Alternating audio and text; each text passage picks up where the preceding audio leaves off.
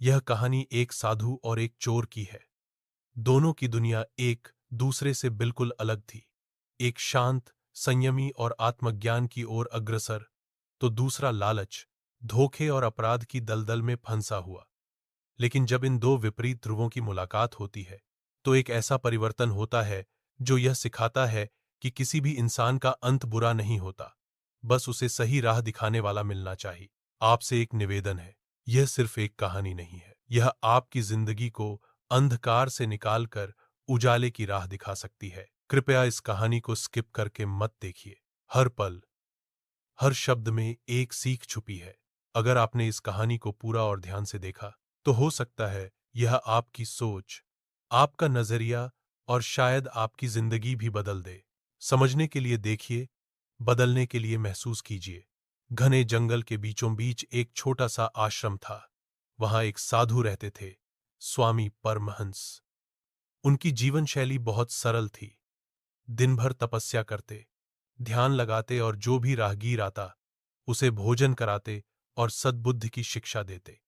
उनका सिद्धांत था, बिना बदले की भावना के सेवा करो और कभी किसी को उसके कर्मों से मत आंको। स्वामी जी की प्रसिद्धि दूर दूर तक फैल गई थी।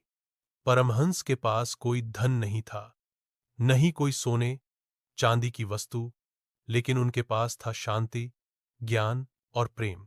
शहर में एक कुख्यात चोर था, रघु। वह बचपन से ही गलत संगत में पड़ गया था। गरीबी ने उसे चुराने के लिए मजबूर किया, पर अब यह उसकी आदत बन चुकी थी। उसे रात में चोरी करने में मजा आता और दिन में चोरी का माल बेचकर मस्ती करता। पुलिस उसके पीछे पड़ी थी, लेकिन वह हर बार बच निकलता। एक दिन रघु ने सुना कि एक साधु जंगल में अकेले रहते हैं और उनके पास बहुत से लोग आते हैं। शायद साधु ने बहुत धन छुपा रखा हो। उसने तय किया कि वह उस आश्रम में जाकर चोरी करेगा। रघु रात को जंगल में पहुंचा। आश्रम पूरी तरह शांत था। चांदनी फैली हुई थी और साधु ध्यान में लीन थे। रघु चुपके से अंदर गया, पर उसे कुछ भी मूल्यवान नहीं मिला। सिर्फ कुछ बर्तन, फल, एक जलपात्र और साधारण वस्त्र थे। तभी साधु की आंख खुल गई, पर उन्होंने कोई डर या गुस्सा नहीं दिखाया। वे मुस्कराए और बोले, बेटा, कुछ ढूंढ रहे हो? भूखे हो क्या? पहले भोजन कर लो। रघु चौंक गया। वह जीवन में पहली बार ऐसा अनुभव कर रहा था। उसने सोचा, ये साधु पागल है क्या? मुझे पकड़ नहीं रहा, उल्टा खाना खिला रहा है। साधु ने बिना कुछ पूछे रघु को अपने पास बिठाया, खाना दिया और कहा, जो लेने आए थे नहीं मिला तो निराश मत हो। कुछ दिन रहो यहां, शायद जो ढूंढ रहे हो वह मिल जाए। रघु ने हंसते हुए पूछा, आप जानते हैं मैं चोर हूं?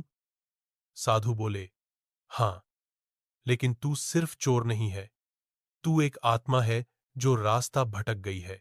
रघु कुछ न बोला, पर उसके मन में पहली बार कोई हलचल हुई।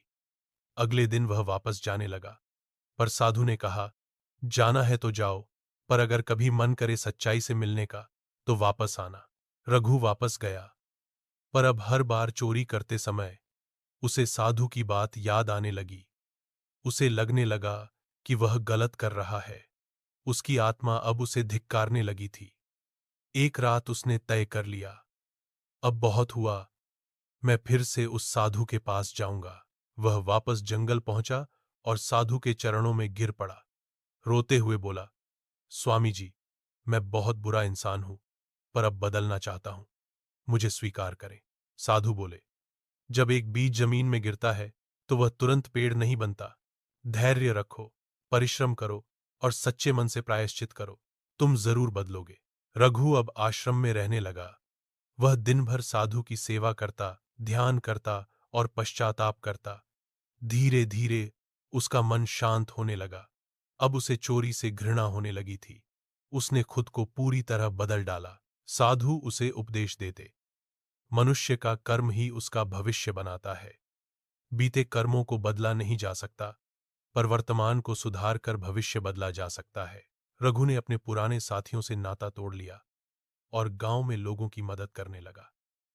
जब लोग पूछते कि वह कौन है, तो वह कहता, मैं एक चोर था, पर अब खुद को सुधारने आया हूं। धीरे धीरे गांव वाले भी रघु को पहचानने लगे। शुरू में उन्हें विश्वास नहीं हुआ, पर समय ने सब सिद्ध कर दिया। अब वह भूखे को खाना, बुजुर्गों की सेवा और बच्चों को नैतिकता सिखाता था। एक दिन शहर में एक सभा हुई जिसमें साधु और रघु को बुलाया गया। वहां साधु ने कहा, यह वही रघु है जिसे आप सब एक चोर समझते थे, लेकिन आज यह मेरा सबसे प्रिय शिष्य है। इसने अपने अंधेरे को खुद मिटाया है। लोगों ने तालियां बजाईं और रघु की आंखों से आंसू बहने लगे। अब रघु खुद एक संत बन चुका था। उसने अपना जीवन समाज सेवा में लगा दिया। वह बच्चों को पढ़ाता, युवाओं को बुराई से दूर रहने की सलाह देता और कहता, गलत राह पर जाना आसान है, पर वापस आना मुश्किल नहीं, अगर सच्चे मार्गदर्शक मिल जाएं। साधु परमहंस के देहांत के बाद आश्रम की जिम्मेदारी रघु ने संभाली और आज भी वहां हर भटके हुए को शरण मिलती है। इस कहानी से यह निष्कर्ष निकलता है कि यह कहानी सिखाती है कि कभी भी किसी को उसके वर्तमान से मत आंकिए, क्योंकि परिवर्तन हर किसी के अंदर संभव है। अगर किसी भटके हुए को सच्चा मार्गदर्शन मिल जाए तो वह रोशनी का स्तंभ बन सकता है। जो खुद अंधकार से लौटा हो वही दूसरों को उजाले की राह दिखा सकता है। अगर आपको यह कहानी पसंद आई हो और आप ऐसी ही प्रेरणादायक कहानियां सुनना चाहते हैं जो दिल को छू जाएं और सोच को बदल दें, तो अभी हमारे चैनल जीलिया सतीश स्टोरी सफर को सब्सक्राइब करें, हाजा बेल आइकन दबाइए ताकि अगली कहानी आप तक सबसे पहले पहुंचे, क्योंकि यह सिर्फ कहानियां नहीं, यह जिंदगी के सफर की सीखें हैं।